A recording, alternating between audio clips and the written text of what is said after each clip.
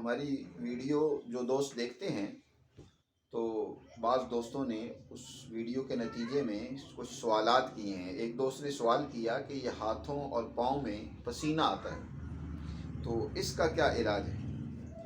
پہلے تو عزیز دوستو یہ بات سمجھ لینی چاہیے کہ پسینہ آتا کیوں ہے، اور پھر پسینہ آنا یہ ایک انسانی صحت کے لیے بھی ضروری ہے، اس سے تو پریشان نہیں ہونا چاہیے۔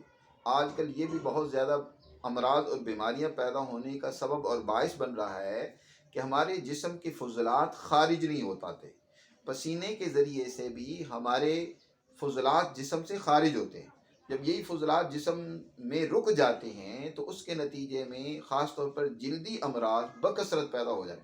آج جو آپ دیکھ رہے ہیں کینسر جیسے موذی امراض پیدا ہو رہے ہیں، اس کا سبب ایک بہت بڑا یہ بھی ہے کہ انسان جو ہے وہ جسمانی محنت نہیں کرتا اور اس کے نتیجے میں اسے پسینہ نہیں آتا، جس کی وجہ سے اس کے فضلات جسم سے خارج ہو جائیں۔ لوگ جو خوشحال اور متمول ہیں وہ تو ہر وقت اے سی میں ٹھنڈے ماحول میں رہتے ہیں، جسم کو حرارت پیدا ہی جسم میں نہیں ہونے دیتے اور پسینہ آنے ہی نہیں دیتے۔ اس لیے آپ نے دیکھا ہوگا کہ وہ گو اور بے شمار قسم کے امراض میں مبتلا ہوتے ہیں۔ البتہ یہ بات سمجھ لیں کہ جسم سے پسینہ خارج کرنا اور لانا یہ آپ کے گلینڈز اور غدود کا کام ہوتا ہے۔ قدرت نے جسم کے اندر ہر جگہ پر بکثرت گلینڈز اور غدود پیدا کیے ہیں۔ پھر غدود یہ دو طرح کے ہوتے ہیں، ایک تو غدود جاذبہ کہلاتے ہیں، دوسرے غدود ناقلہ کہلاتے ہیں، جو جسم سے فضلات کو منتقل کرتے ہیں اور خارج کرتے ہیں۔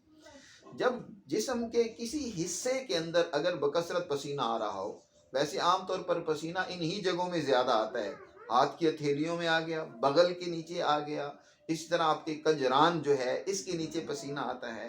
البتہ یہ ہے کہ بسا اوقات پسینہ آتا ہے اور اس میں بڑی تعفن اور بدبو ہوتی ہے، یہ بات جو ہے پریشانی کا باعث ہوتی ہے۔ اور یاد رکھیں یہ بدبو اسی وقت ہوگی جب آپ کے جسم میں فضلات رکے ہوئے ہوں گے۔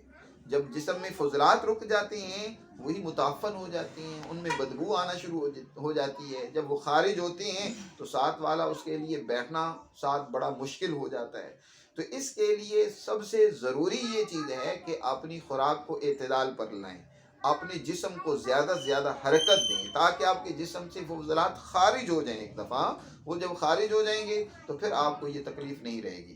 البتہ اس کے ساتھ اگر آپ کو یہ عارضہ کوئی زیادہ ہی لاحق ہے، جیسے کہ بعض دوستوں نے سوال کیا کہ ہتھیلیوں میں بھی پسینہ آتا ہے، بہت بکثرت آتا ہے، تو اس کے لیے بہت ہی آسان اور سادہ ایک علاج آپ کو بتائے دیتا ہوں۔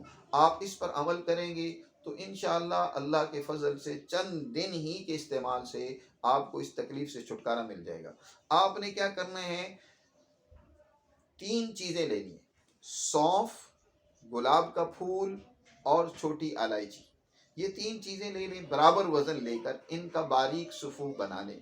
آدھی چمچ آپ چائے والی صبح، دوپہر، شام سادہ پانی کے ساتھ یا لسی کے ساتھ استعمال کر دیں۔ لسی جو ہے وہ دہی والی لسی سب سے زیادہ موزوں اور مفید ہے اس معاملے میں، اس کے ساتھ آپ صبح و شام استعمال کریں، یا نہ وہ لسی میسر ہو تو پھر سادہ پانی سے بھی استعمال کر سکتے ہیں۔